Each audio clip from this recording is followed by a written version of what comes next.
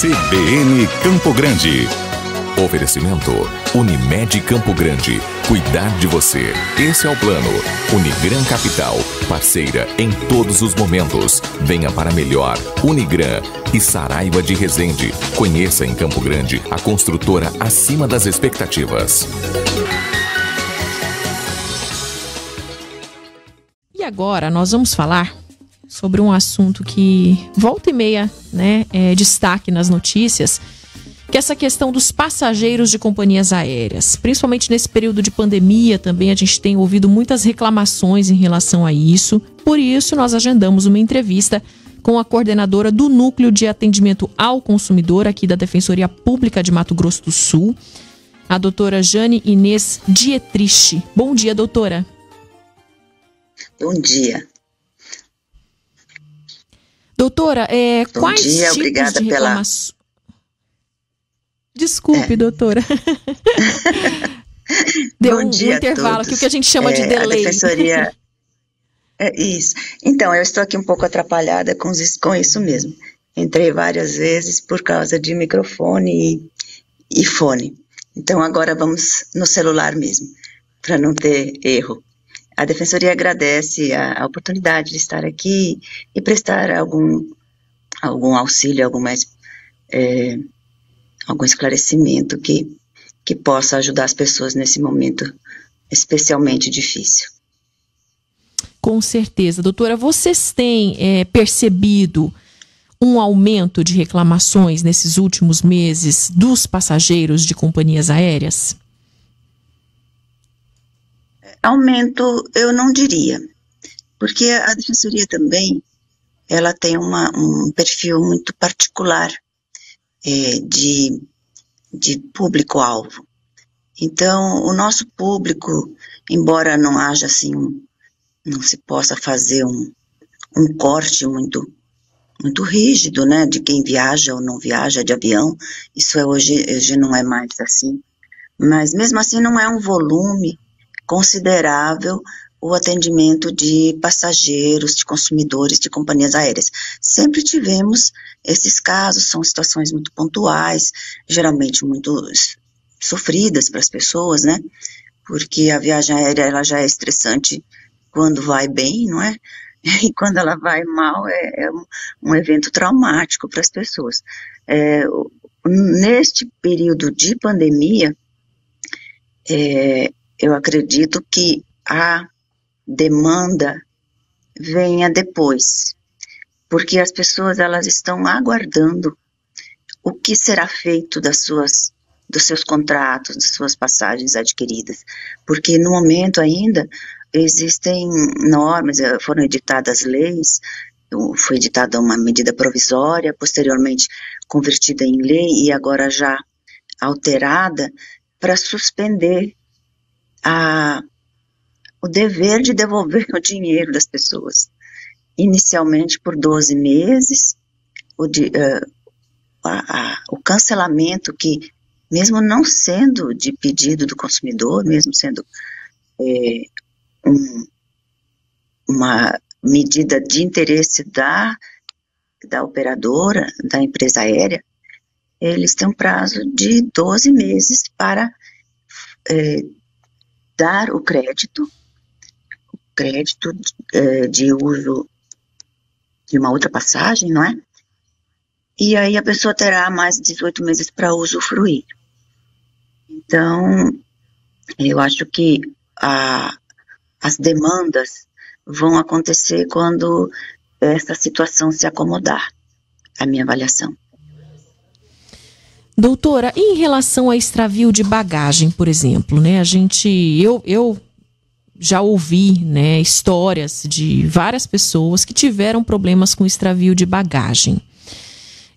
O que a pessoa pode fazer quando isso acontece, Que tipo de documentos, de registros ela pode fazer para posteriormente, caso ela decida entrar com uma ação na justiça, ela pode reunir? Quais são as orientações da Defensoria Pública para esse tipo de situação? Extravio de bagagem, de fato, é um problema recorrente e esses casos, curiosamente, nós tivemos ao longo da minha atuação na Defensoria, eu já tive diversos, e são coisas assim, sempre muito delicadas, porque as pessoas que nós atendemos, muitas vezes viajam a trabalho, viajam para o exterior até, a trabalho também, para fins de imigração, com finalidade de trabalho, e então a pessoa que perde uma mala, ela perde bens que são mais do que tem mais do que valor financeiro, além de objetos pessoais propriamente, de documentos e objetos de estimação, a pessoa fica muito desamparada.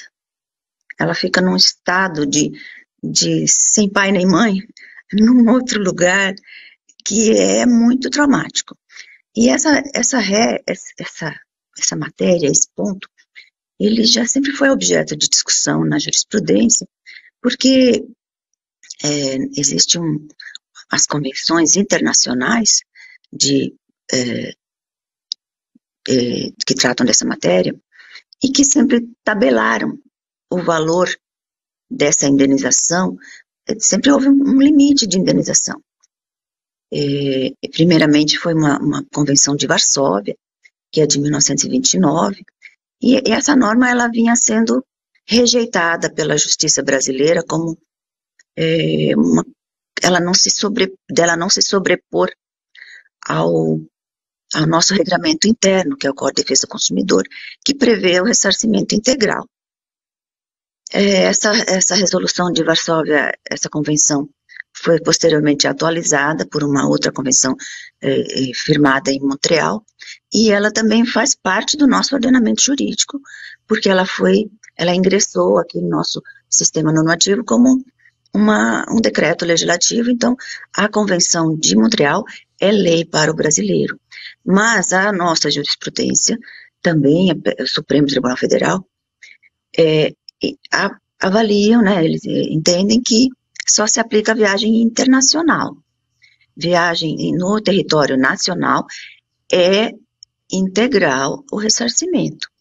Agora, cuidados que as pessoas podem ter seria a declaração de bagagem. Quando houver artigos assim de valor, tanto pecuniário, como também de outro tipo de, por exemplo, um objeto de trabalho, um arquivo, uma coisa que possa não ter valor comercial, mas tem valor próprio para quem transporta, para quem viaja, é importante fazer um registro disso. Existe uma declaração de bagagem que se faz. Tudo é uma coisa que dá trabalho, que demora, e a gente acaba sempre dispensando esses cuidados, a gente abre mão desses benefícios pela própria correria que é sempre a viagem aérea, né? E tem toda uma série de atos burocráticos e a gente prefere embarcar o mais rápido possível e não faz o uso disso. Mas os cuidados são para que a pessoa, em caso de um infortúnio, ela tenha menos dissabores, seria a declaração de conteúdo e também aquelas coisas pessoais mesmo, de uso imediato, como medicamentos, por exemplo. No exterior, você não compra medicamentos facilmente. Então, você tem que levar os seus medicamentos de uso pessoal, e ainda de se forem de receita controlada, em mãos, bagagem de mão. E assim mesmo, muitas pessoas são obrigadas a entrar com ação na justiça para pedir o seu ressarcimento, porque se trata de uma perda, um dano, que tem repercussões também morais. Não é só dinheiro, não é só o valor daquilo. Você ficar sem a sua bagagem, seus pertences, num outro país, é um evento traumático. Então, no nosso judiciário, existe a restrição de valor de bagagem, de indenização de valor material, mas o dano moral não está tabelado.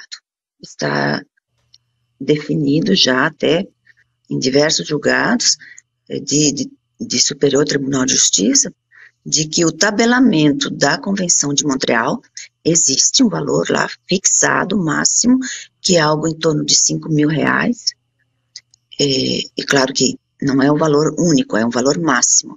Então tem peso, vários fatores interferem nessa mensuração da indenização.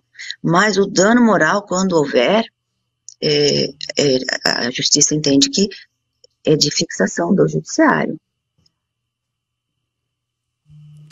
Doutora, bom dia. Ingrid Rocha agora falando. Nós recebemos um relato aqui na CBN Campo Grande de uma psicóloga, a psicóloga Jaqueline Ferreira. Ela estava planejando uma viagem para a Europa, para a Noruega, e ela testou positivo antes de viajar. Ela enviou esse relato para a gente e a gente vai ouvir agora. Em abril, eu testei positivo no aeroporto de Guarulhos para embarcar para a Noruega, para reencontrar o meu esposo.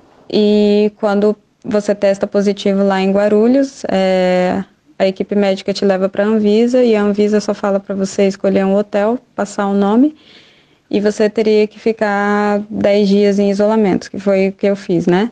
E tudo por sua conta, até o carro que te leva do aeroporto ao hotel, o Uber, eu tive que explicar que eu estava com corona, enfim, quem me deu todo o suporte maior foi o hotel. E depois disso teve mais 3 tentativas de voo, mas sempre cancelado, e por fim eu só consegui a Turquia por causa do PCR. Eles não exigem em trânsito o teste PCR, porque depois de um mês eu continuei testando positivo. Fiz mais 3 testes e eles continuavam positivo, mesmo depois de ter acabado a pior parte do corona.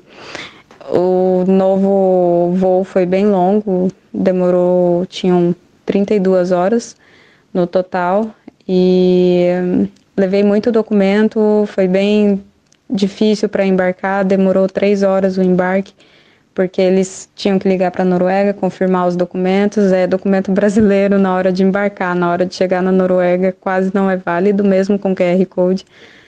Não tem confiança nos documentos do Brasil. Tanto é que aqui eu cheguei, fiz um PCR também positivo, e eu já tinha um laudo em inglês dizendo que todo o meu histórico, mas não foi válido. Eu tive que pagar para fazer um documento daqui, comprovando o antígeno que eu já tive e que a minha situação era ok. Doutora, se a pessoa testar positivo antes de uma viagem para o exterior, o que acontece? Quais são os direitos delas em meio a esse momento de pandemia? Essa situação do testar positivo, eu faria uma analogia com os casos em que os governos fecham fronteiras, restrições de voo. Atualmente, com essa legislação nova que foi editada especificamente para a questão das empresas aéreas na pandemia,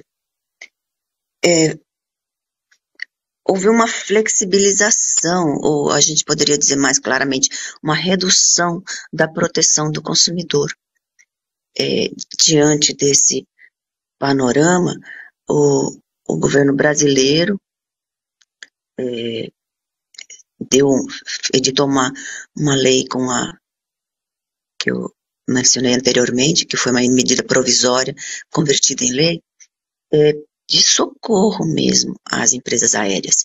E nessas normas de flexibilização, uma das coisas é isentar a empresa aérea de dar acomodação quando o problema no voo for decorrente de fechamento de fronteiras ou determinação das autoridades de cada país, né? Então, assim, o caso da ouvinte é peculiar, mas ele se ajusta nisso. A dificuldade de ela voar era pela dificuldade de entrar no país de destino, me parece. Esse país de destino iria barrá-la no estado em que ela estava. E por se tratar de um evento que está fora da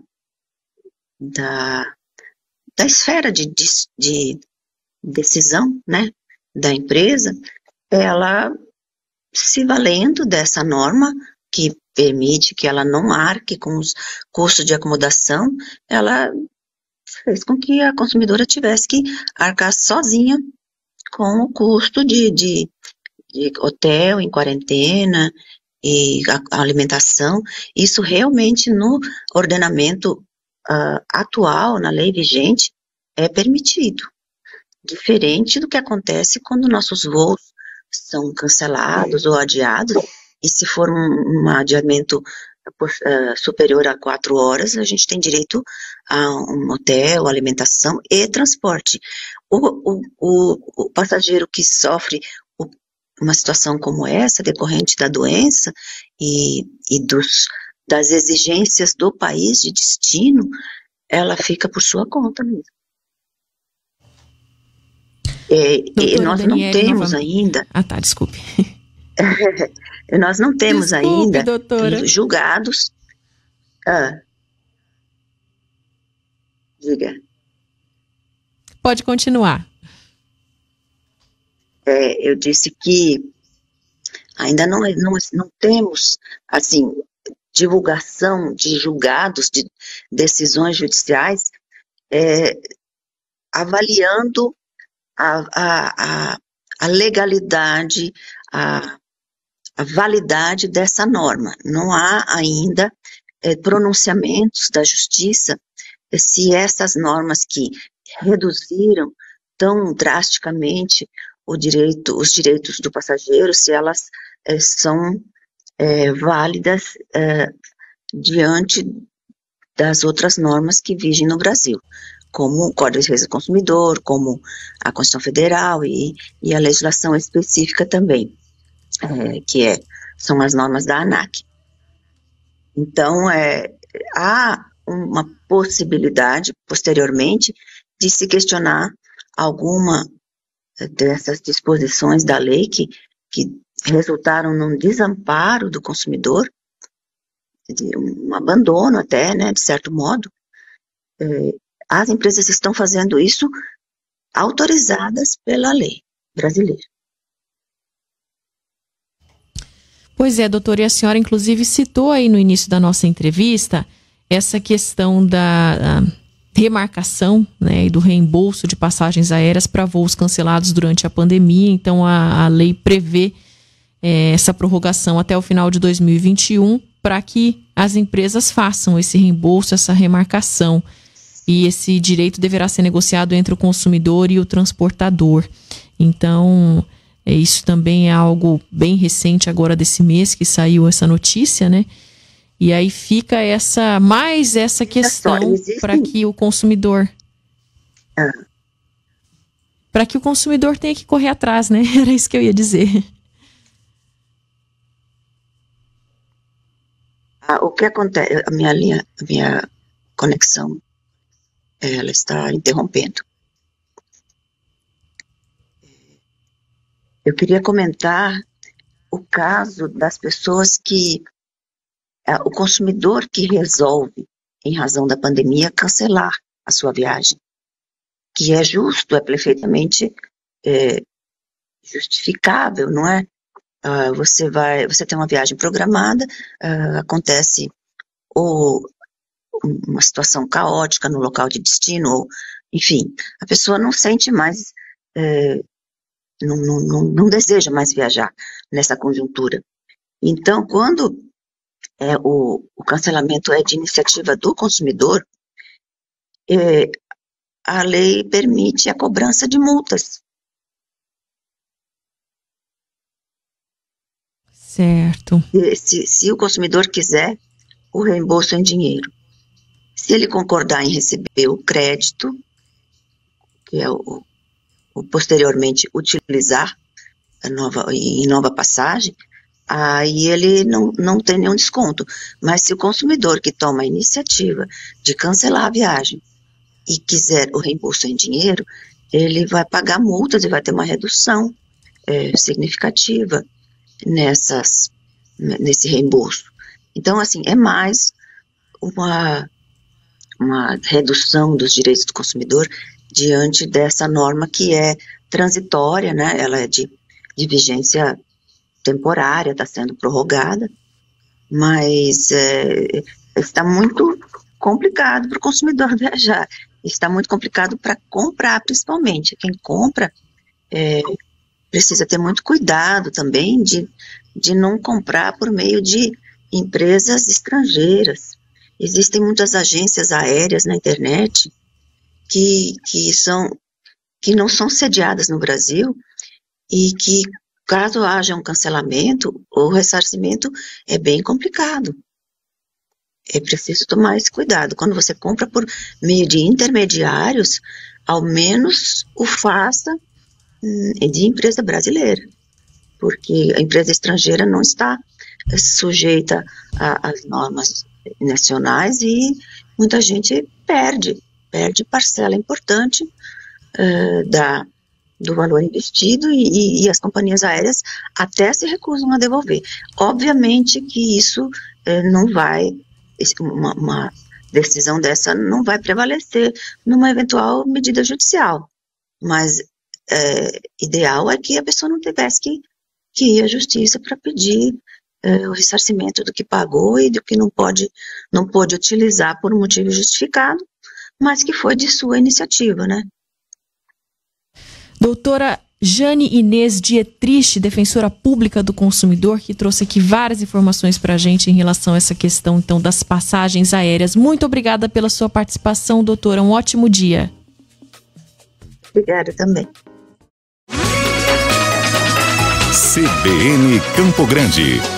Oferecimento Unimed Campo Grande. Cuidar de você. Esse é o plano. Unigran Capital.